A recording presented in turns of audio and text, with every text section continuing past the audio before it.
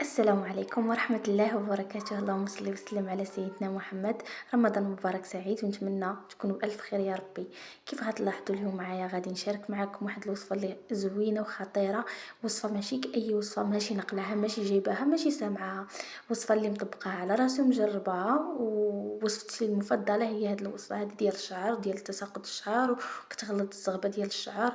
وزوينة بزاف بالنسبة اللي الشعر ديالها خفيف بزاف. راه والله العظيم غتلاحظ مدة ديال 15 يوم شهر على هاد الوصفة غادي تلاحظي بأن الشعر ديالك تغير والخلفة تبارك الله نايضة. غير جربي هاد الوصفة، والمكونات ساهلين ما يمكنش انهم ما يكونوش في المنزل عندك.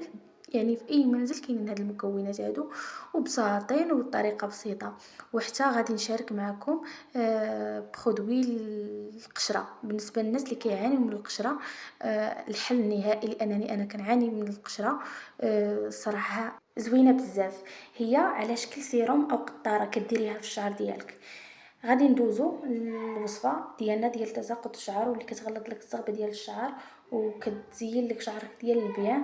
المهم عندنا بصل الاحمر، ضروري يكون البصل الاحمر، وزيت الزيتون والثوم، وهذيك اللعبه اللي في يدي هذيك ضروريه لانني غادي ندير بها مساج لشعري. من يمكن لك انك ديري بالاصبع ديالك باليد ديالك، ولكن هذه زوينه صراحه عمليه. غادي نجيبو البصل غنحكوه، غنستخلصو من الماء ديالو هما والثوم، وغادي نضيفوه على الزيت. من بعد ما انني غادي ندفيه شويه على البوطه، غير غندفيه ماشي غنطيبو، غير ندفيه باش ان البصيله ديال شعري اصلا المسامات ديال الشعر غيكونوا مفتوحين. انني درت لهم مساج، وغادي نضيف هذاك الوصفه اللي دافيه، غادي نستافد منها اكثر. صافي، وغادي ندير السلوفان على شعري ونغطيه مزيان باش يسخن ويدخل لي داكشي في البصيله ديال الشعر. مده ديال 3 ديال السوايع 4 ديال السوايع نغسل شعري. هاد الوصفه هادي بالنسبه اللي عندها شعرها خاوي وكيتساقط بزاف، من 3 ايام ل 3 ايام ديريها، من 3 ايام ل 3 ايام ديرها. وبالنسبه اللي شعره زوين غير باغي يعني يزيد يحسن منه، كل اسبوع يديرها. صراحه زوينه بنات، وتبارك الله كتخلي الخلفه الصلاه على النبي. راه بزاف بزاف بزاف جربوها وكيشكروني عليها، واللي شاف شعري كيقول لي شنو كدير ليه، وكنقول هاد الوصفه هادي راه زوينه البنات، زوينه بزاف. وكندير صراحه حتى وصفه اخرى ان شاء الله غادي نشاركها معكم مره اخرى. ولكن هاد الوصفه هذه تبارك الله النتيجه ديالها خطيره، وغادي تلاحظوا مده ديال 15 يوم كيف قلت لكم 10 شهر. راه غادي تلاحظوا تحسن في الشعر ديالكم. يعني غادي تلاحظوا واحد التحسن في الشعر، ان الزغبه تبارك الله غادي تولي غليظه. هاد الوصفه هذه واحد النقطه راه زوينه بالنسبه للناس اللي ما عندهمش مشكل داخلي، بحال مثلا عنده فقر الدم ولا نقص في شي فيتامين. هذه يعني الصحه ديالك، يعني ما فيكش فقر الدم، هذه راه زوينه. اما بالنسبه حتى فقر الدم راه واخا دير اي وصفه راه غيبقى يطيح لك، لان فقر الدم خصك ضروري تعالجيه بعدا هو الاول، عاد دوزي للوصفات. وما تنسونيش البنات من التعليقات ديالكم، واللي جربتها تخليها لي في لي كومونتير باش البنات اللي غاي يشوفوا الفيديو وغيتفرجوا فيه يقراو التعاليق ديالكم، لما لا باش تفيدوهم.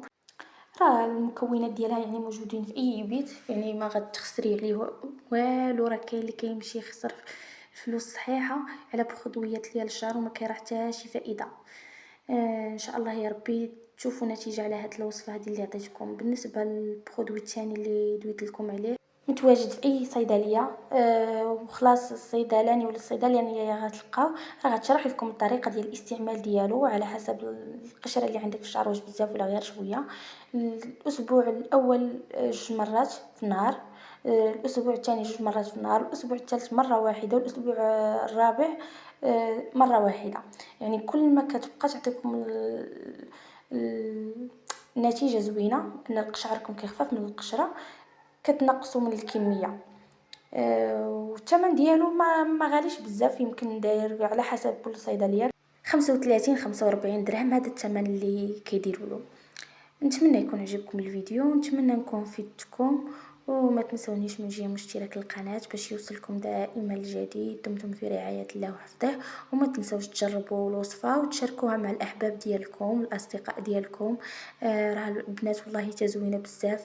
ما يمكنليش انني ما نشاركش معاكم الوصفه اللي صراحه الله معتمداها مده هذه سنين وانا معتمداها. خلاص راه كندير معها وصفه اخرى، ولكن هذه اللي كنديرها بزاف بزاف. هاد الوصفه هذه يعني كنديرها بزاف معتمده، واخا فيها شويه ديال الريحه. بالنسبه للريحه غادي تخلص منها بشويه ديال الخل مع شامبوان، وان شاء الله ما غتبقاش دير لك الريحه في شعرك. خلاص اللي عندهم السشوار اون فوا غتنشفي شعرك راه كتمشي الريحه. غير شعرك الا كان فازك وغطيتيه بالدره راه كيطلق داك شويه ديال الريحه. بسلام عليكم، الى فيديو قادم ان شاء الله يا ربي.